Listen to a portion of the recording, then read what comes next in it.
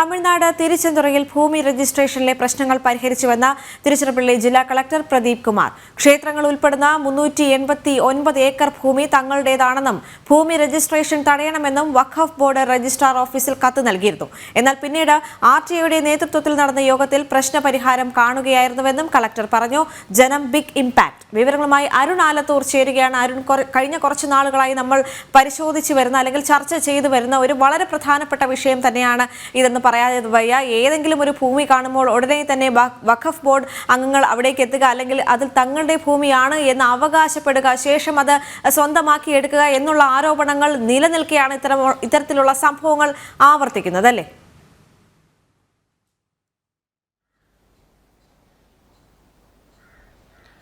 ദേവിക, തീർച്ചയായും കഴിഞ്ഞ ദിവസമാണ് നമ്മൾ ഈ ഒരു തിരുച്ചെന്തുരയിലെ 389 ഏക്കർ വരുന്ന ക്ഷേത്രം ഉൾപ്പെടെയുള്ള ഭൂമിയിൽ വഖഫ് ബോർഡ് അവകാശവാദം ഉന്നയിച്ചതും പിന്നീട് അതിനുശേഷം കഴിഞ്ഞ കുറച്ച് കാലമായി അവിടുത്തെ ജനത അനുഭവിക്കുന്ന ബുദ്ധിമുട്ടുകൾ സംബന്ധിച്ച വിശദ വിവരങ്ങൾ റിപ്പോർട്ട് ചെയ്തത്. മറ്റ് മലയാള മാധ്യമങ്ങളൊന്നും റിപ്പോർട്ട് ചെയ്യാതിരുന്ന ഒരു വിഷയമായിരുന്നു നമ്മൾ ജനം TV പുറം ലോകത്തേക്ക് എത്തിച്ചത്. തമിഴ് ചാനലുകൾ പോലും പല ചാനലുകളും അത് റിപ്പോർട്ട് ചെയ്യാൻ മടിക്കുന്ന ഒരു സ്ഥിതി ഉണ്ടായിരുന്നു. ഏതായാലും ജനം TV ഈ ഒരു വാർത്ത റിപ്പോർട്ട് ചെയ്തതിന് പിന്നാലെ ഇപ്പോൾ തൃച്ചിയിലെ ജില്ലാ കളക്ടറുടെ പ്രതികരണം ഈ വിഷയത്തിൽ ഉണ്ടായിരിക്കുകയാണ്. അദ്ദേഹം പറയുന്നത് 2022 ഇത്തരത്തിലൊരു അവകാശവാദവുമായി വഖഫ് ബോർഡ് രംഗത്ത് എത്തുകയും തുടർന്ന് അവർ രജിസ്ട്രാർ ഓഫീസിലാണ് ഇത് സംബന്ധിച്ച പേപ്പർ നൽകിയത്. അതിനുശേഷം രജിസ്ട്രേഷൻ നടപടികൾ താൽക്കാലികമായി നിർത്തിവെച്ചിരുന്നു. പക്ഷേ പിന്നീട് ഇതുമായി ബന്ധപ്പെട്ട് RDOയും കളക്ടറും മറ്റുമൊക്കെ ഇരുന്ന് നടത്തിയ ചർച്ചയ്ക്കൊടുവിൽ ഈ വിഷയത്തിൽ തൽക്കാലം ഈ ഭൂമി ക്രയവിക്രയം നടത്തുന്നതിന് വേണ്ടിയുള്ള തീരുമാനം എടുത്തിട്ടുണ്ട്. ഇപ്പോൾ നിലവിൽ അവിടെ ഭൂമി ക്രയവിക്രയം നടത്തുന്നതിന് മറ്റു പ്രശ്നങ്ങൾ ഇല്ല എന്നുള്ളതാണ് കളക്ടർ വ്യക്തമാക്കുന്നത്. ബോർഡ് ഇത്തരത്തിൽ വഖഫ് ബോർഡ് അവകാശവാദം ഉന്നയിച്ചിട്ടുണ്ടെങ്കിലും ഭൂമി ക്രയവിക്രയത്തിന് തങ്ങൾ യാതൊരു എതിരും നിൽക്കുന്നില്ല. അത്തരം നടപടികളൊക്കെ സുഗമമായി തന്നെ മുന്നോട്ട് പോകുന്ന ഒരു സ്ഥിതി പ്രദേശത്തുണ്ട് എന്നുള്ളതാണ് ജില്ലാ കളക്ടർ ഈ വിഷയത്തിൽ പ്രതികരിച്ചിരിക്കുന്നത്. അതേസമയം തന്നെ കളക്ടർ അത്തരത്തിലൊരു പ്രതികരണം നടത്തുമ്പോൾ അത് ഏത് വിധത്തിലാണ് ശ്രദ്ധേയമാവുന്നത് എന്നുള്ളത്, അതായത് നിലവിൽ കേന്ദ്ര സർക്കാർ ഈ വഖഫ് നിയമ ഭേദഗതി ബില്ല് അവതരിപ്പിച്ചിരിക്കുകയാണ്. നിയമത്തിൽ ഭേദഗതി കൊണ്ടുവരുമ്പോൾ അതിനെതിരെ പ്രതിപക്ഷം രംഗത്ത് വരുന്ന ഒരു സാഹചര്യം ഉണ്ടായിട്ടുണ്ട്. പക്ഷേ ഏത് സാഹചര്യത്തിൽ ഇത് എത്രത്തോളം അനിവാര്യമാണ് ഈ ബില്ലിലെ ഈ ഒരു വഖഫ് നിയമത്തിലെ ഭേദഗതി എന്ന് വ്യക്തമാക്കുന്നതാണ് ഈ കളക്ടറുടെ പ്രതികരണം എന്നുള്ളതാണ് വളരെ ശ്രദ്ധേയമായ കാര്യം. കാരണം കേന്ദ്ര സർക്കാർ കൊണ്ടുവരാൻ ഈ വഖഫ് നിയമത്തിൽ ഭേദഗതി കൊണ്ടുവരാൻ ഉദ്ദേശിക്കുന്നത് ഈ വിധത്തിൽ ഇപ്പോൾ തിരുച്ചെന്തുരയിൽ ഏത് വിധത്തിലാണോ കളക്ടറും RDOയും ഉൾപ്പെടെയുള്ള ഉദ്യോഗസ്ഥർ വിഷയത്തിൽ ഇടപെട്ട പ്രശ്നത്തിൽ പരിഹാരം കണ്ടെത്തിയിരിക്കുന്നത്, സമാന രീതിയിൽ ഇതൊരു താൽക്കാലിക പരിഹാരമാണെങ്കിൽ പോലും പലയിടങ്ങളിൽ നിലനിൽക്കുന്ന ഈ പ്രശ്നത്തിൽ ഇത്തരത്തിൽ ഈ കളക്ടറും MP ഉൾപ്പെടെയുള്ള ആളുകൾ ആ ഒരു ബോഡിയിൽ ഉൾപ്പെടുത്തി അതിലൊരു പരിഹാരം, പലയിടങ്ങളിലുമുള്ള നിരവധി കേസുകളുണ്ട്. ഏകദേശം 1000-ലേറെ കേസുകൾ വഖഫ് ബോർഡിന് മുന്നിലും മറ്റും ട്രിബ്യൂണലിന് മുന്നിലൊക്കെ ആയിട്ടുണ്ട്. അത്തരം കേസുകളിലൊക്കെ ഒരു നടപടി ഈ ഉദ്യോഗസ്ഥർ കൂടെ ആ ബോർഡിൽ ഉൾപ്പെടുത്തി അതിലൊക്കെ നടപടി കൊണ്ടുവരിക എന്നുള്ളതാണ് കേന്ദ്ര സർക്കാർ ഈ നിയമ ഭേദഗതിയിലൂടെ ഉദ്ദേശിക്കുന്നത് എന്നുള്ളതാണ്. ഏതായാലും അത് ഈ കളക്ടറുടെ പ്രതികരണവും തിരുച്ചെന്തുരയിലെ സംഭവവും എത്രത്തോളം പ്രാധാന്യം അർഹിക്കുന്നുണ്ട് ഈ വഖഫ് നിയമ ഭേദഗതി എന്നുള്ളത് വ്യക്തമാക്കുന്ന ഒരു സംഭവം കൂടിയായി മാറുന്നു എന്നുള്ളതാണ്.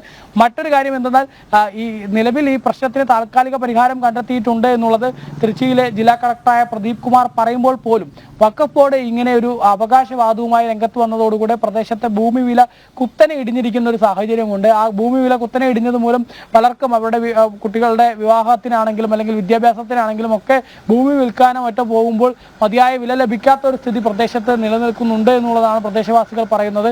3 കോടിയോളം രൂപയൊക്കെ വിലയുണ്ടായിരുന്ന 1 ഏക്കർ ഭൂമിക്ക് ഇപ്പോൾ 20-30 ലക്ഷം രൂപ മാത്രമേ വിലയുള്ളൂ എന്നുള്ളതാണ് പ്രദേശവാസികൾ പറയുന്നത്. ഏതായാലും അത് വളരെ പ്രാധാന്യം അർഹിക്കുന്ന കാര്യമാണ്. സ്വന്തം ഭൂമി വിൽക്കാൻ പോകുമ്പോൾ അതിന് വില പോലും ഈ വഖഫ് ബോർഡ് മൂലം ലഭിക്കാത്ത സ്ഥിതിയിലേക്ക് അവിടുത്തെ ജനത മാറിയിരിക്കുന്നു. അതിനൊരു നടപടി ഉണ്ടാകണമെങ്കിൽ ഈ വിഷയത്തിൽ ഇനിയൊരു ശാശ്വത പരിഹാരം വേണ്ടിയിരിക്കുന്നു. ഈ ഭൂമി ആരെങ്കിലും വാങ്ങാനൊക്കെ വരുമെങ്കിൽ ആ വാങ്ങുന്ന ആളുകൾക്ക് ഇതൊരു വിശ്വസനീയമാണ്. ഇത് വഖഫ് ബോർഡ് ഭാവിയിൽ പ്രശ്നങ്ങളോ മറ്റോ ഉണ്ടാവില്ല എന്നുള്ളൊരു വിശ്വാസം വാങ്ങുന്ന ആളുകളിൽ ഉണ്ടാവണം. അതിന് ഈ ഒരു നിയമത്തിലെ ഭേദഗതി മൂലം മാത്രമേ സാധിക്കുകയുള്ളൂ എന്നുള്ളതാണ് പ്രദേശവാസികൾ പറയുന്നത്. അതുകൊണ്ട് തന്നെ നിലവിൽ ഈ നിയമ ഭേദഗതി ബില്ല് പാർലമെന്റ് കമ്മിറ്റിക്കും മറ്റും വിട്ടിരിക്കുന്ന ഈ ഒരു സാഹചര്യത്തിൽ ബില്ല് പാസ്സായി അത് ഈ നിലവിലെ പ്രശ്നങ്ങൾക്കൊക്കെ ഒരു ശാശ്വത പരിഹാരം ഉണ്ടാവും എന്നുള്ളൊരു പ്രതീക്ഷയാണ് പ്രദേശത്തെ ജനങ്ങളെ സംബന്ധിച്ചിടത്തോളം ഉള്ളത്. ഏതായാലും നമ്മൾ ജനം TVയുടെ ഇടപെടലിന് പിന്നാലെയാണ് ഇപ്പോൾ കളക്ടറുടെ പ്രതികരണം ഈ വിഷയത്തിൽ ഉണ്ടായിരിക്കുന്നത്. ദേവിക. യെസ് അരുൺ, മറ്റൊരു കാര്യം കൂടി പറയാനുള്ളത്, BJP നേതാവ് താക്കൂർ രാജാ സിംഗ് കഴിഞ്ഞ ദിവസം നടത്തിയ ഒരു പ്രതികരണം വളരെ ശ്രദ്ധേയമായി തന്നെ കാണേണ്ടതുണ്ട്. കാരണം അദ്ദേഹം പറഞ്ഞത് ഒരു പരിഹാസത്തിലൂടെയാണ് അദ്ദേഹം പറഞ്ഞതെങ്കിലും അത് ഏറെ ചിന്തിക്കേണ്ട ഒരു കാര്യം തന്നെയാണ്. കാരണം വഖഫ് നിയമ ഭേദഗതി കൊണ്ടുവന്നില്ലെങ്കിൽ നടക്കാൻ പോകുന്ന ചില കാര്യങ്ങളുണ്ട്. വഖഫ് ബോർഡിലെ ഒരു അംഗം ചെന്ന് വിമാനത്താവളം ഇരിക്കുന്ന സ്ഥലത്ത് ചെന്ന് ഇത് ഞങ്ങളുടെ ഭൂമിയാണ് എന്ന് പറഞ്ഞു കഴിഞ്ഞാൽ ഒരു നിയമത്തിന് പോലും അതിൽ നിന്ന് ഒന്നും ചെയ്യാൻ കഴിയില്ല എന്ന് അദ്ദേഹം പറയുന്നുണ്ട്. അതുകൊണ്ട് നിയമ ഭേദഗതി കൃത്യമായി വരണമെന്നും അദ്ദേഹം പറഞ്ഞു വെക്കുന്നുണ്ട്. ഇത്തരത്തിലുള്ള പ്രതികരണങ്ങൾ തന്നെയാണ് രാജ്യത്ത് ഒട്ടാകെ ഉയർന്നു വരുന്നത്. ഇത്തരം അവിടുത്തെ വിശ്വാസികൾ മാത്രമല്ല, പ്രദേശവാസികൾ കൂടി ഇത്തരം കാര്യങ്ങളിൽ ബുദ്ധിമുട്ടുന്നു എന്ന് മനസ്സിലാക്കാൻ സാധിക്കുന്നുണ്ട്. അരുൺ, അവിടേക്ക് എത്തിയപ്പോൾ പലർക്കും ഈ ഒരു വിഷയം തുറന്നു പറയാൻ പോലും ഭയമാകുന്ന ചില സന്ദർഭങ്ങൾ അരുൺ നേരിട്ട് കണ്ടിട്ടുണ്ടാകാം. കാരണം ഇത്തരക്കാർക്കെതിരെ ശബ്ദം ഉയർത്തിക്കഴിഞ്ഞാൽ പിന്നീട് വരുന്നത് വർഗീയവാദിയാണ് താങ്കൾ എന്നുള്ള രീതിയിലുള്ള കാര്യങ്ങൾ അടിച്ചേൽപ്പിക്കുന്ന ഒരു അവസ്ഥയാണ്. കാരണം നമുക്കറിയാം, പ്രതിപക്ഷ നേതാക്കൾ അടക്കം രാജ്യത്ത് ഇത്തരം സന്ദർഭങ്ങളിൽ പറയുന്നത് വഖഫ് ബോർഡ് നിയമ ഭേദഗതി വരുന്നു അല്ലെങ്കിൽ കൊണ്ടുവരുന്നു എന്ന് പറഞ്ഞപ്പോൾ തന്നെ വലിയ പ്രതിഷേധമാണ് ഉണ്ടാക്കുന്നത്. അവരൊന്നും ഈ ഒരു വിഷയങ്ങളിലൊന്നും ശ്രദ്ധ കേന്ദ്രീകരിക്കുന്നില്ല, അല്ലെങ്കിൽ ആരും പറയാൻ മടിക്കുന്ന അല്ലെങ്കിൽ ഭയപ്പെടുന്നു എന്ന് തന്നെ, മാധ്യമങ്ങൾ പോലും ചിലത് മടിക്കുന്നു എന്ന് തന്നെയാണ് ഈ ഒരു അവസരത്തിൽ പറയേണ്ടത്, അല്ലേ?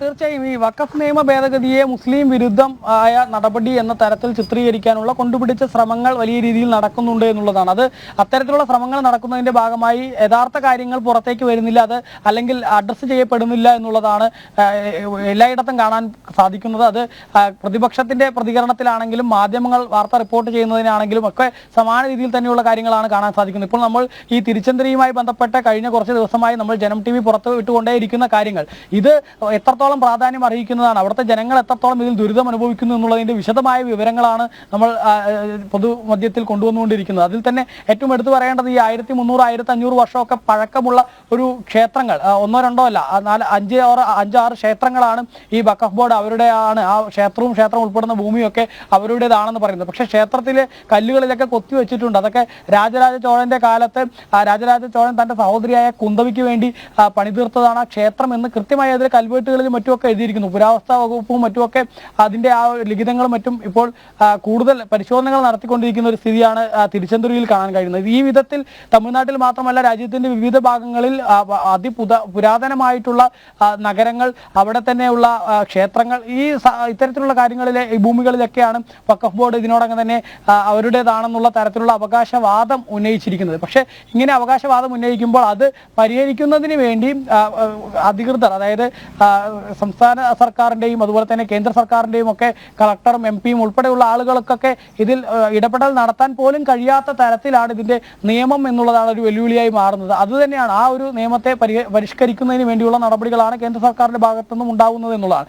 അതേസമയം ഇതിൽ നിയമ ഭേദഗതി ഉണ്ടായില്ലെങ്കിൽ പലയിടത്തും ഏകപക്ഷീയമായി ഈ ഭൂമികൾ വഖഫ് ബോർഡ് തട്ടിയെടുക്കുന്ന തരത്തിലേക്ക് കാര്യങ്ങൾ പോകും എന്നുള്ളതല്ല. ഈ ക്ഷേത്രവും അവിടെയുള്ള വിശ്വാസികൾ, തിരുച്ചന്തരിയിലൊക്കെ ഏകദേശം 95% ഹിന്ദുക്കളാണ്. അത്തരത്തിലുള്ള ആളുകളുടെ എല്ലാം ഭൂമി വഖഫ് ബോർഡിൻ്റെതായി മാറും എന്നുള്ളതാണ്.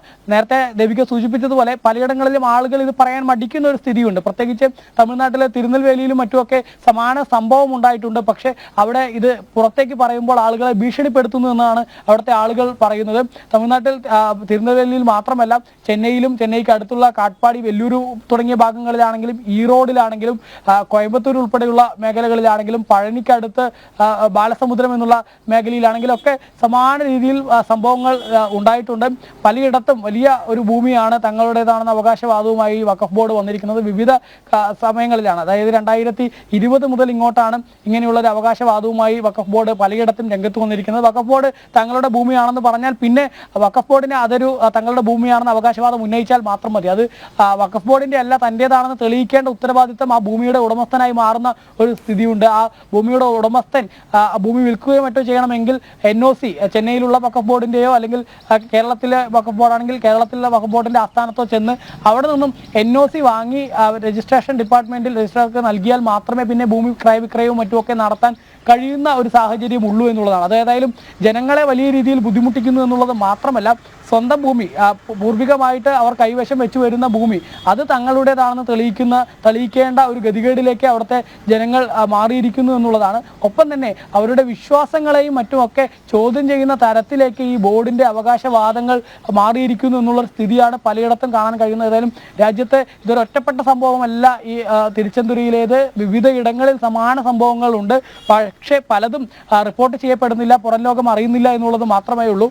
എങ്കിലും ഇപ്പോൾ നിലവിൽ ഏതായാലും ഈ തിരുച്ചെന്തുരയിലെ ആണെങ്കിലും തമിഴ്നാട്ടിലെ വിവിധ ഭാഗങ്ങളിലെ ആണെങ്കിലും നമ്മുടെ കേരളത്തിൽ തന്നെ ഇന്ന് ജനം TV പുറത്തു കൊണ്ടുവന്നിരിക്കുന്ന എറണാകുളത്ത് ആണെങ്കിലും ഒക്കെ സമാന സംഭവങ്ങൾ നിരവധിയുണ്ട്. ആ സംഭവങ്ങളിലൊക്കെ ഒരു പരിഹാരം എന്നുള്ളത്, ശാശ്വതമായൊരു പരിഹാരം എന്നുള്ളത് അത് ഈ വഖഫ് നിയമ ഭേദഗതി പാസ്സാകുന്ന മുറയ്ക്ക് മാത്രമേ ഉണ്ടാവുകയുള്ളൂ എന്നുള്ളതാണ്. ഏതായാലും ആ വഖഫ് നിയമ ഭേദഗതി എന്താവും എന്നുള്ളത് തന്നെയാണ് ഈ മേഖലയിലൊക്കെ ഉള്ള ആയിരക്കണക്കിന് ആളുകൾ ഉറ്റുനോക്കിക്കൊണ്ടിരിക്കുന്നത്. രാജ്യത്തിന്റെ വിവിധ ഭാഗങ്ങളിലുള്ള പതിനായിരക്കണക്കിനോ ലക്ഷക്കണക്കിനോ ആളുകളൊക്കെ ഇതിന് ബാധിക്കപ്പെട്ടിട്ടുണ്ട്. അത്തരം ആളുകളൊക്കെ പ്രതീക്ഷയോടെ നോക്കുന്നത് വഖഫ് നിയമ ഭേദഗതി ഇനി എന്താവും എന്നുള്ളതാണ്. യെസ് അരുൺ, നമ്മൾ കൃത്യസമയത്ത് തന്നെയാണ് ഈ ഒരു ഇടപെടൽ നടത്തിയിരിക്കുന്നത്. അതുകൊണ്ട് തന്നെ വലിയൊരു ജനതയുടെ ഒരു സ്വപ്നം അല്ലെങ്കിൽ അവരുടെ അവകാശത്തെ തന്നെയാണ് ഇപ്പോൾ അവർക്ക് തിരിച്ച് കിട്ടാൻ പോകുന്നത് എന്ന് എടുത്ത് പറയേണ്ട ഒരു സാഹചര്യമുണ്ട്. അരുൺ ആലത്തൂരാണ് അവിടെ നിന്ന് വിശദാംശങ്ങൾ നൽകിയത്.